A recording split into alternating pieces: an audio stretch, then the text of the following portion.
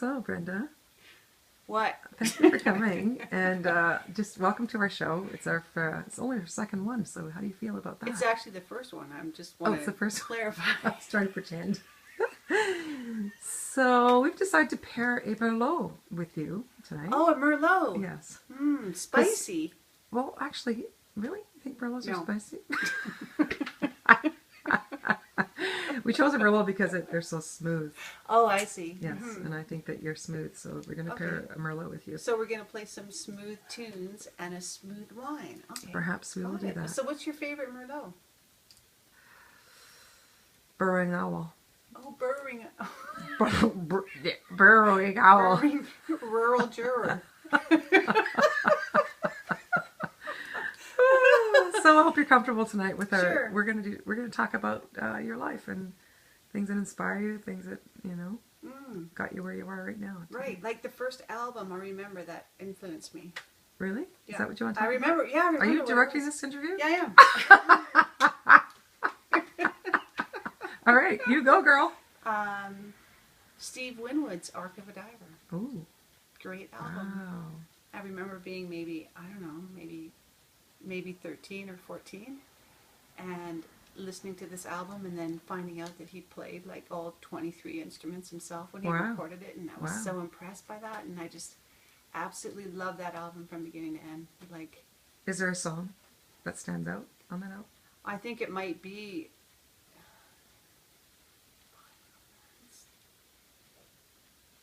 Arc of a Diver.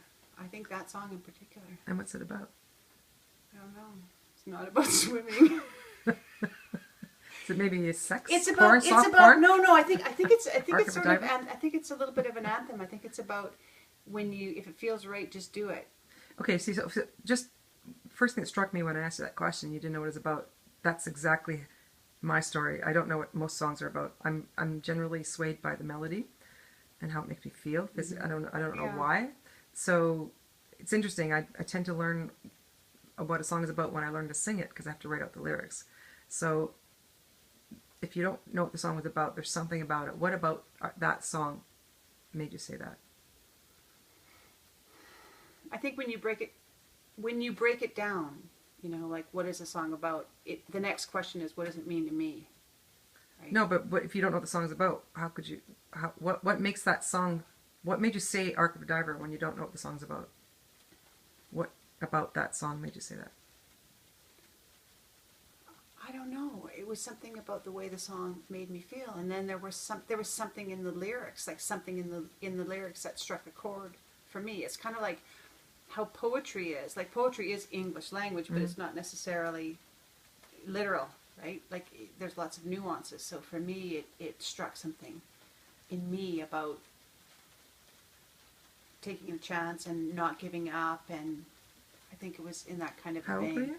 I don't know, like at a young teenager. And how did you hear about Steve Winwood? What 12. was your first? How did you come across the Steve Winwood album when you were 12? Well, like we all did, children of the 60s, we had vinyl. So it was a vinyl album, and probably my brother Did you buy brought it? home. Or your brother did? My brother was really into stereo systems, so he had remember in the days when they would stack the speakers and they would have all that equipment? My brother had all the equipment. Yeah, very cool. That was one album, that, and I'm trying to think, who did Caribbean Queen? Who's that guy? Not Billy Stephen Ocean? Carrera. Billy Ocean. I think it was Billy Ocean. Caribbean Queen. Yep. It was kind of like the precursor to Lionel Richie. Yeah. Like that album. And of course, I loved Earth, Wind and Fire when I was in the same. So when would you listen to these records? When did you, after school, on the weekends? Of course, after school, in the evenings. We didn't have these distractions of cell phones and TV and MTV and whatever, computers. So really, what did you have? We think about it. What did we have? We had a landline, and we had an album and a dial-up phone, and a dial-up phone with a cord on it. Yeah, or you had basically a turntable, or you had a tape player. So you had to listen to everything, and you put it in your car, so you listen to music in your car. Okay, so your brother had albums. How much older was he? He was younger than I was. Oh, he's younger. But he had great stereo equipment, Ah. so I would just buy the albums. Like Okay. my dad would take me to the record store. Your dad? My dad would take me to the record store on Saturday afternoons, and I would buy 45s. Wow. What was your first 45? Okay, I know what mine was. I know what mine was. Oh, it was something like it wasn't the Bay City Rollers, but the Bay City Rollers, Saturday. Night was a pretty big album, or a pretty big single. But it was something about, hey, Mr. Postman. Remember that song? It was almost like a doo-wop song. Mine was Kodachrome. Oh. Remember that one? Yeah, very sophisticated. Paul Simon? Yeah. Yeah, I danced to that on our I love Paul gold Simon shag rug, too. shag I love carpet. Paul Simon Yeah. too. And do you remember the 45s by the Beatles when there was a green apple on one side and then it was cut in half on the other side? I know, I thought that was so cool. Yeah, it was cool. That just reminded me of Boss Gags. I don't know why. But, Boss you know, Gags, that was the music. I remember Fleetwood Mac Rumors was probably, like, Yeah, that that's was another big. album Huge. that will be forever in my brain, as I think I was 15 or 16 when that album really broke. And it was just like that and Steve Miller Band, Fly Like an Eagle, that whole album, Jungle Excellent. Love and all that Yeah. shit. Yeah, great. Was like the music of the summer. Yeah. The music you first fell in love to. Yeah. Yeah. I agree. Best music ever. Do you remember Whitesnake? Yeah. Although I was more a Van Halen fan. Okay. Because to me, Van Halen epitomized standing around a huge bonfire with a brown stubby bottle of lukewarm beer, Yeah. throwing rocks Stubby bottle, I at the remember boy those. across the fire from you, and hoping that you were going to get to neck with somebody all night long. We had friends, these two dudes that came into town who were way, way older than us. There was Pete and Greg. And they had we used to think was a really cool apartment, but now that I go home and when I go home I to know, look, right? it was a dive. It was a in dive. it was A in the galley side kitchen. part of town where you wouldn't go, right? Where your parents, if they only knew we were there. And we loved Pete and Greg. We go there and listen to albums and smoke joints and drink beer. Yeah. And we were all probably way under 16. Like 15, 16 Yeah, years old. and it was. I remember that was Toto was another album. Yeah, that was of course. Big at that time. Earl Smith, Get Your Wings. Yeah. Oh, yeah. See, that music still stands up today. Yeah, it like does. that music, you could play it now, and people would be like, "Yeah, that should be the soundtrack to a movie." Yeah. Yeah. Because it should be. Yeah. Because it holds up. Yeah, it's pretty cool. We have pretty great music, except We for did. disco. You know, but other than that. Yeah. But still, Donna Summer. Disco was fun Hello? to dance to. Yeah.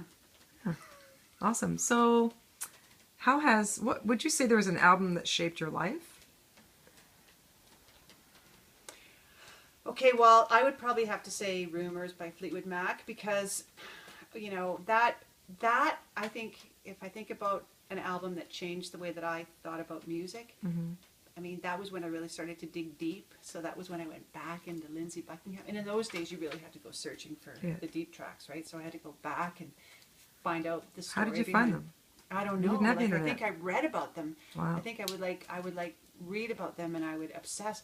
There was no internet. How the fuck would you do Yeah. that? I guess I had to read about them and figure out what their story was Right. and what their romance was about, because it really was about the romance of their lives too, you know. But I think that album still today resonates for me, and still for me, I think kind of describes the journey that I take whenever I obsess about anybody in music, because I just start You're looking very for passionate. the Very deep passionate cuts, about right? music. I thought, Yeah. how deep can we go? What's the story? What's So the when you story say behind deep, the song? yeah, you want to know. Yeah, I want to know the story behind the Yeah. song. I want to know the stuff that is, I want to know what was, in the top 10, and I want to know everything else that led up to whatever came before the top 10 hits. Do you want to know what their story is? Yeah, the musicians. absolutely.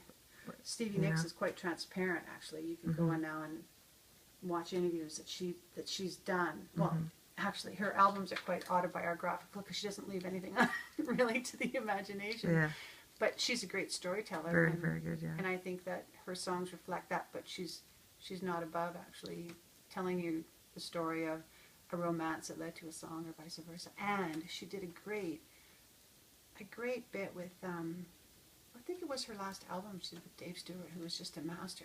Dave Stewart of Annie Lennox and Dave Oh, Stewart. yeah. They're all just the masters. So see what I mean? Like, you find somebody, and Yeah. then it leads you to somebody else, and then Yeah. it leads you to somebody else, and then Yeah. another story and somebody else's story. That's what I love about music, is the stories that come out. The romances and the highs and the lows and the struggles and the tribulations. All the insecurities that play into how somebody gets to be great. yeah. I love that. What would you say, how would you say the music industry has failed in the last 10 years, if it has? Well, I think it's created expectations that everybody needs to be financially successful in order to be considered a successful artist. I don't think that's necessarily true. But I think that's the paradigm, is that people think unless they're in that top 2% that they're not an artist or they're not successful. I think that's the failure. The good part, I think, is that the world is now open to all kinds of music from all kinds of artists from all across the world. Like, we never would have listened to somebody from Sweden 20 years ago, and now we can in a heartbeat. We can find somebody from Sweden in 3 minutes and then find how that person's related to somebody from California in the next minute. So I love that about the music business. But I think that the business itself sets up unrealistic expectations that makes musicians disappointed in themselves more than anything. And that's a tragedy. What would you tell me, from a fan's perspective? What would I tell you? I would tell you to trust what's in your heart.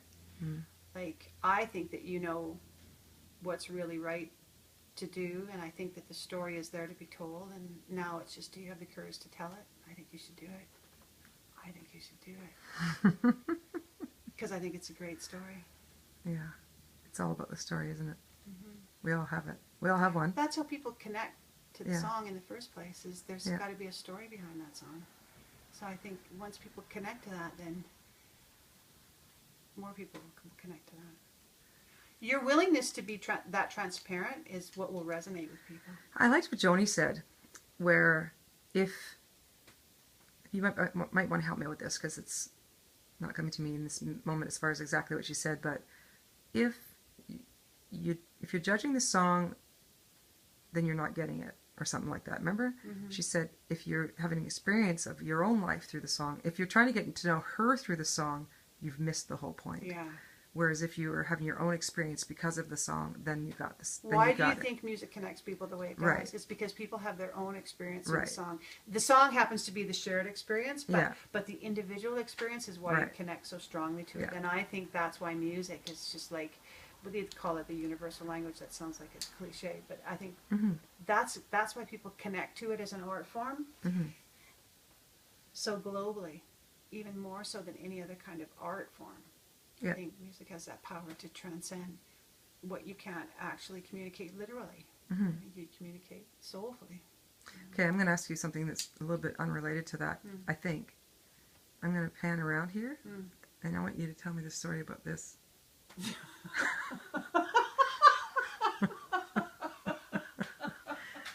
This isn't exactly a regular rec room. It's not. It's a Mardi Gras explosion. It's pretty It's cool. it's like over years of collecting. Well, there's the beads, which is the obvious part, Yeah, and then there's all the the other beads. paraphernalia of all the other things that we've done in this room, whether it's celebrating. You've music, got a lot of artists. had concerts, posters and gone friends. to concerts, promoted concerts. It celebrates our love of music, our love of different bands, our love of shows, our love of New Orleans. You got a pinball machine. We got a pinball machine. Should be turned on, by the way, because it looks much cooler. We have a honky tonk piano. We have a washboard, which is an original New Orleans, real, authentic washboard, which I can play quite well, I might add. Very cool, very cool. I can't, but I just say that. Oh, look at this. Here we got And a lot of breakdowns. junk that doesn't get dusted. Oh, look at me. There I am. There you are. Look at you. Look at you, girl. You go. Live, solo acoustic, Falcon Eddies, coming soon. Coming soon. More beats. Oh, I love that. Every time I The Rolling look Stones in it. around, there's more to see. Like, I haven't even seen this. He must have just got this. Yeah, it's beautiful. Yeah. Wow. Look at how cute they were. I know, they were really cute. Jagger was a good to really be hottie young. patati. So nice to be young. I watched a great documentary today on Tom Petty and the Heartbreakers. Oh, man, it was really good. The light's too hard. No, I don't know about that. We're gonna find out later. Yeah, we are. Very cool. Well, this was awesome. Thank you for bringing me to your home. Hey, you're welcome. Let's do it again. Yeah, awesome. Until next time. Yeah.